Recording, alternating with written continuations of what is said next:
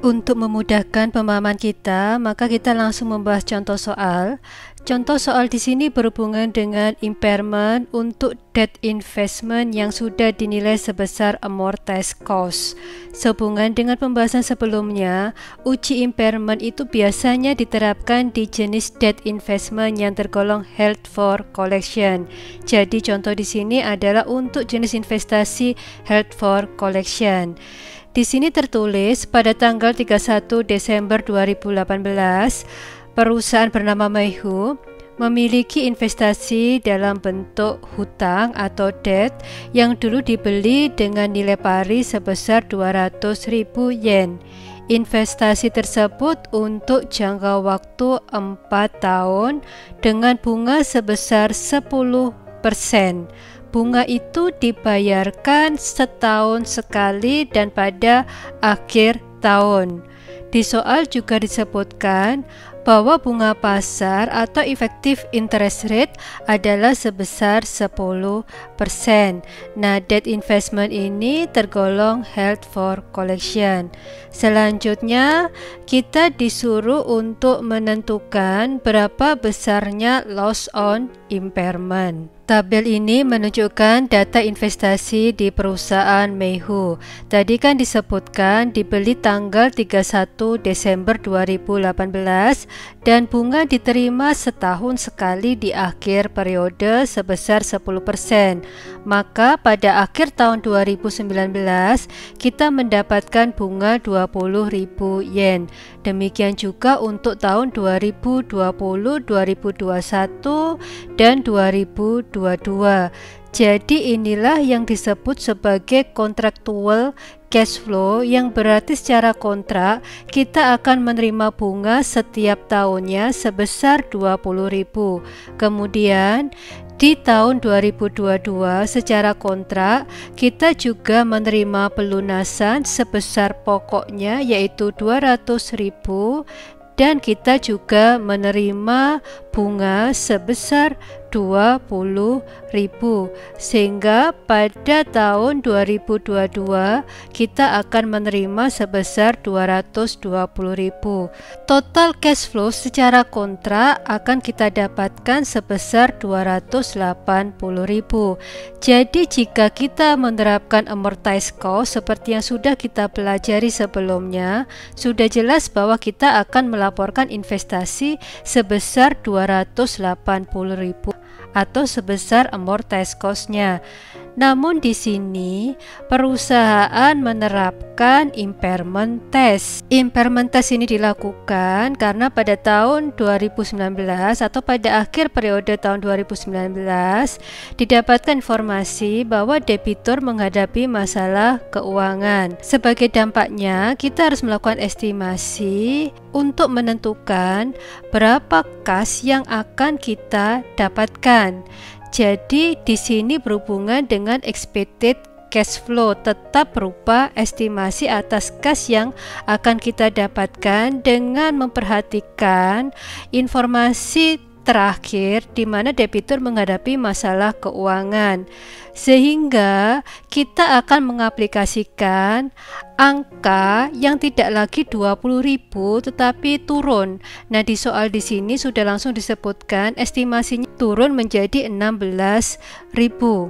Sehingga setiap akhir tahun kita akan mengestimasi cash flow yang akan kita dapatkan adalah sebesar 16.000.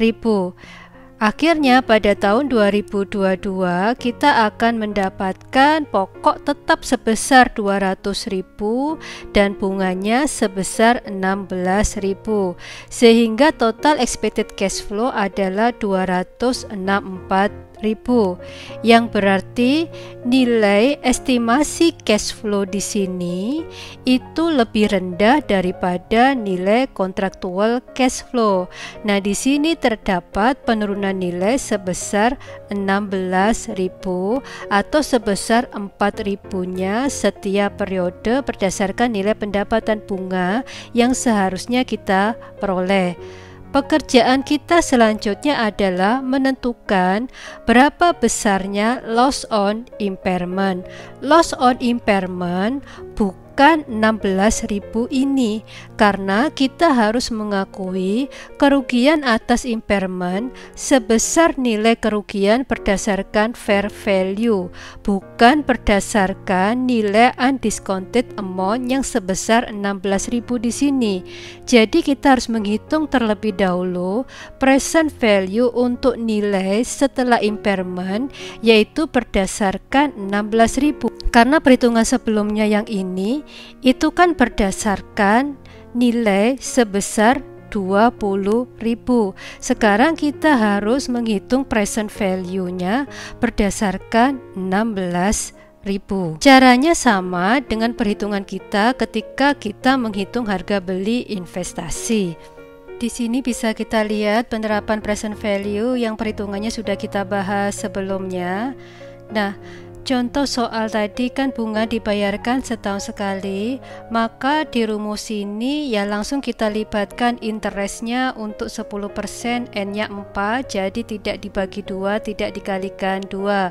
Karena di soal-soal sebelumnya kan contohnya adalah bunga dibayarkan setahun 2 kali, sehingga I-nya dibagi 2 dan N-nya dikalikan 2. Karena di sini bunga dibayarkan setahun sekali, maka kita biarkan di sini kita libatkan 10% dan 4 tahun. Nah, ketika kita membahas present value untuk prinsipal menghasilkan nilai 136.602.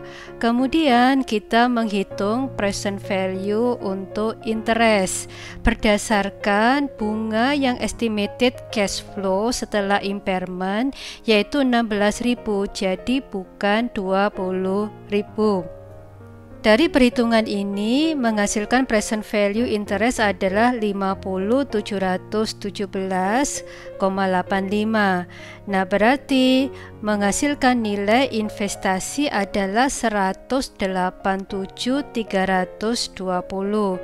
Kemudian kita bandingkan dengan nilai investasi sebelum kita lakukan impairment. Sebelumnya kan nilainya adalah 200.000.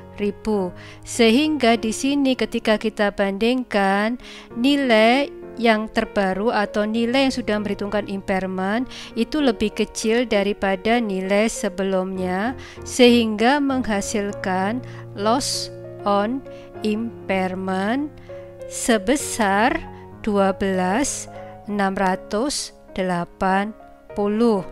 Sehingga jurnalnya bisa kita lihat seperti di slide.